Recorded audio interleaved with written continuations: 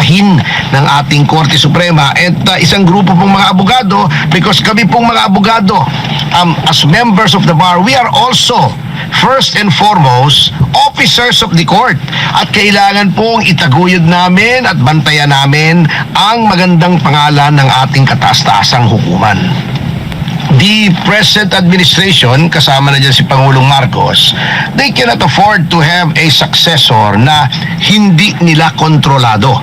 Sa dami ng mga akusasyon laban sa kanila, eto na lang flood control, trilyon na ito hindi maaari na yung susunod na Pangulo ay hindi nila tao at hindi nila kontrolado. Sa katakot-takot na demandang aabuti nila. Kaya nga po, binraso nila si Boying Remulla na gawing ombudsman with a term of 7 years para maprotektahan ang kanilang interests.